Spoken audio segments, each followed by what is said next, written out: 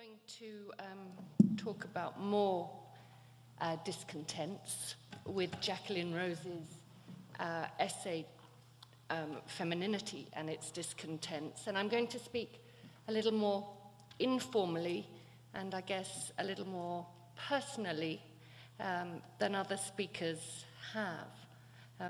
Perhaps that's a testament to the fact that I found this event both challenging as to how to think back over this period, and even more troublingly, how to present it to myself. So forgive me the personal dimension. It's out of character with the way I would normally approach things.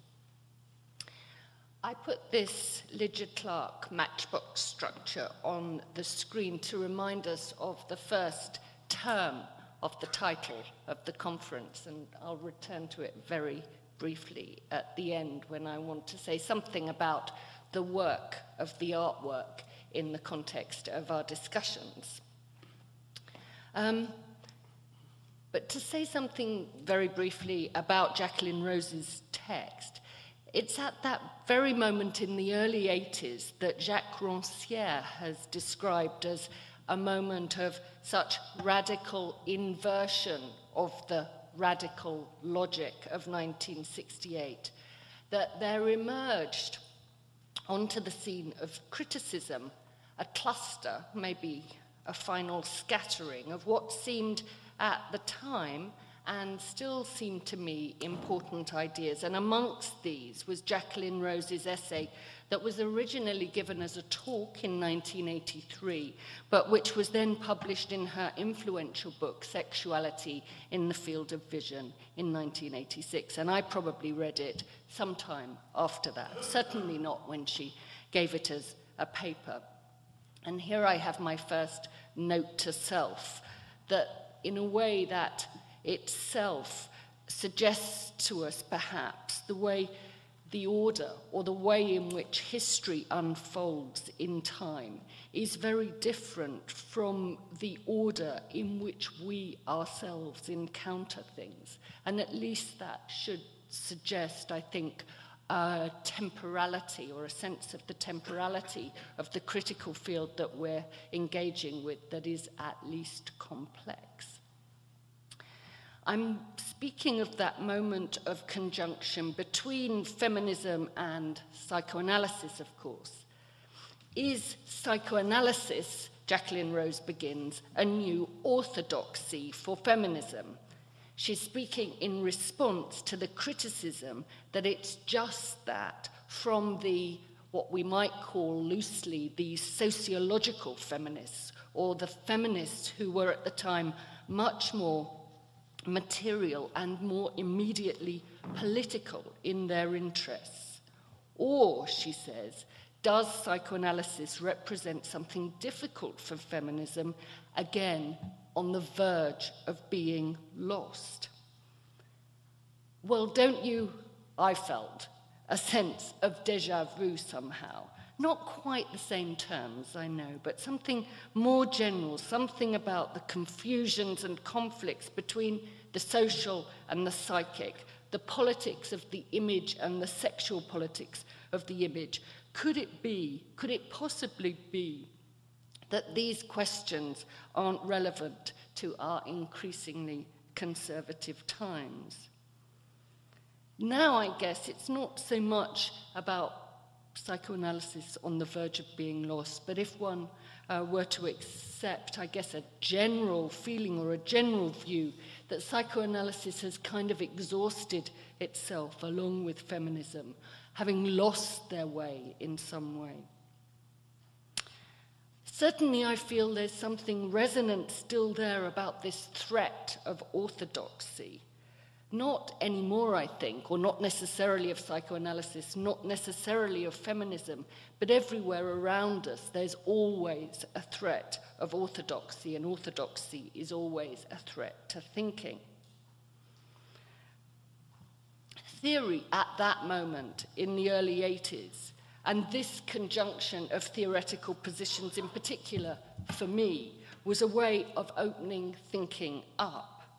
And of course, Jacqueline Rose relied on Juliet Mitchell's famously unorthodox book on Freud, that famous reading of Freud against the grain of Freud, Feminism and Psychoanalysis, her book of 1974, in which Juliet Mitchell gave such a brilliant account of the significance of Freud, shattering the accepted view of Freud as the villain, the accepted villain of the feminist piece, but suggested that Freud was not prescribing sexual or social norms, but describing those that prevailed, those that existed. That Freud was the diagnostician, not just of individuals, but of a whole culture, not of individuals, but of subjects with shared and collective psychic as well as social lives.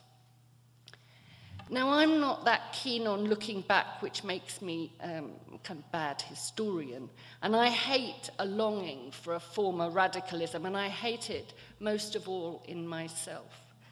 And I think we do have, some of us, a sense of loss of the certainties now that prevailed then, of the object of criticism, especially then, in this context, the narrative of modernism.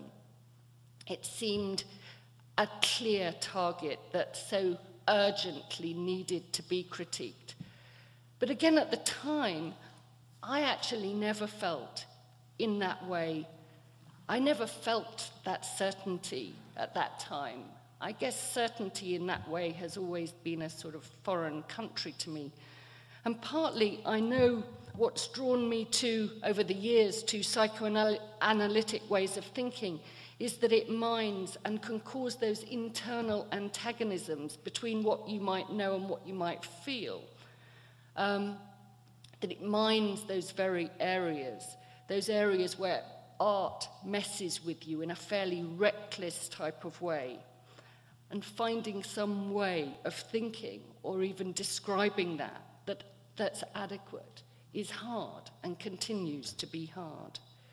Psychoanalysis and feminism, neither of those frameworks provided you with the answers, but they certainly provided you with a kind of preliminary set of tools to think about some of those questions, I think.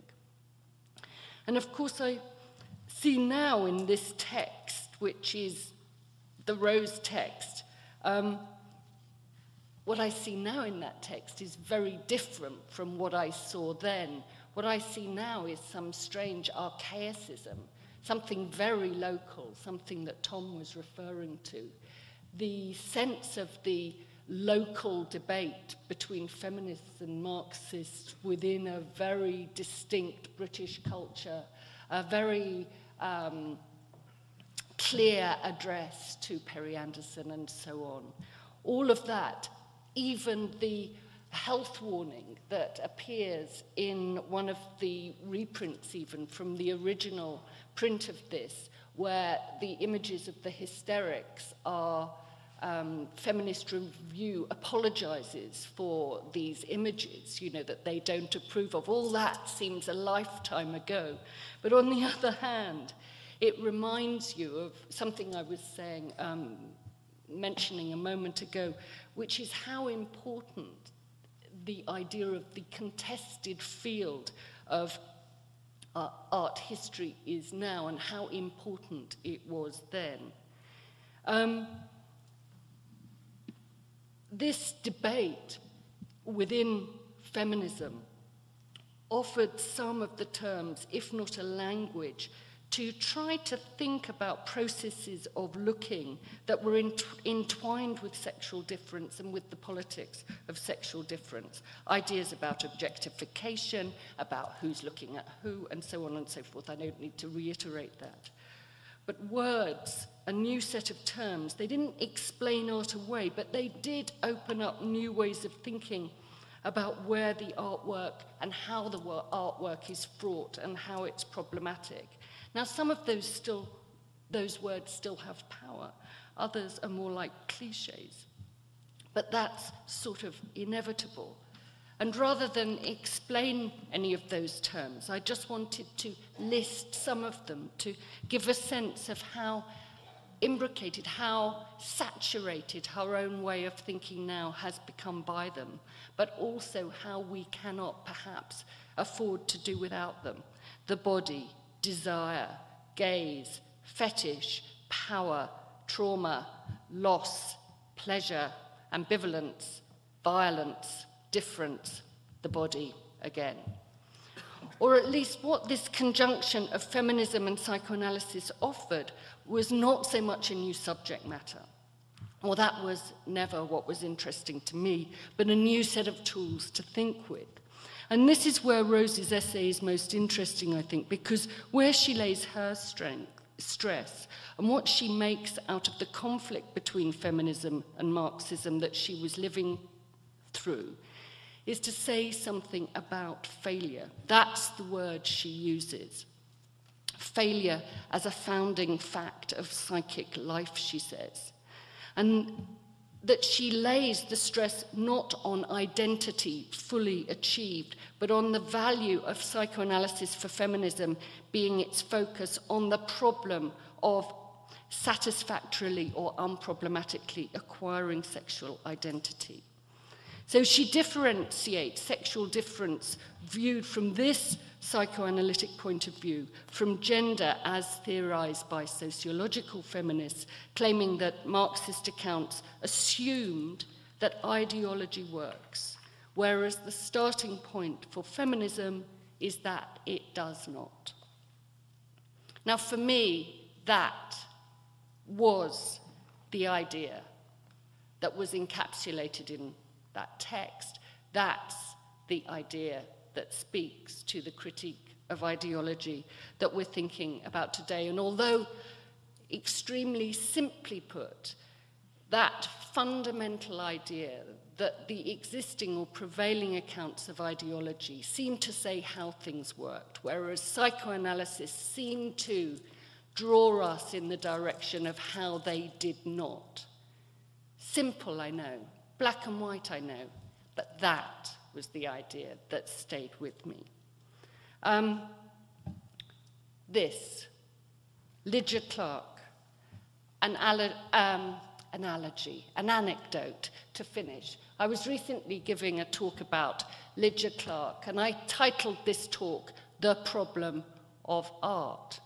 And it was to talk about her matchbox structures, done in 1964 like this.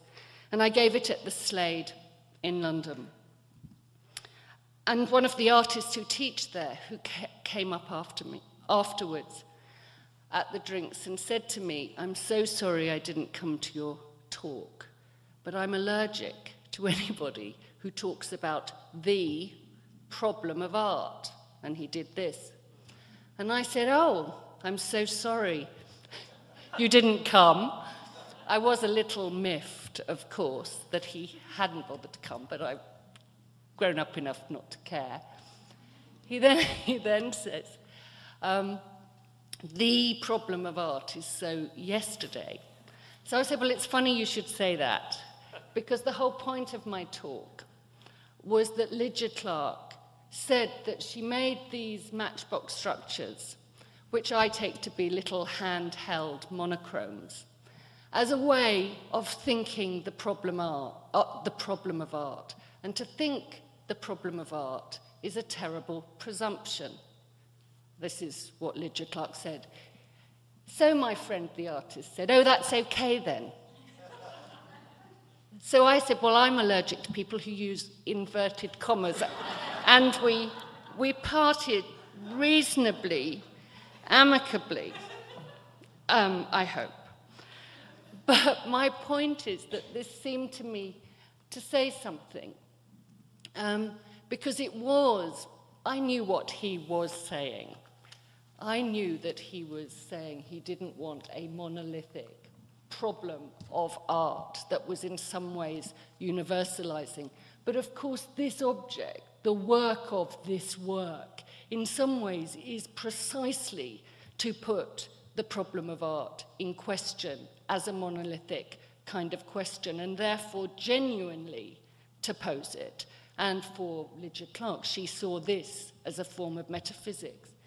This was also one of the last objects she made as an art object to be shown or sold in any way, before she abandoned making art objects of this type to become a psychotherapist, to continue to make things, but in a very different context. So in one sense, this object, which in many ways is a to be held in the hand monochrome, which speaks to a history of avant-gardism, to Malevich, to a history of constructivism, is also to mark a moment when the object of art disappears into a psychic field. And the question posed by this object seems to me not to have been resolved. Thank you.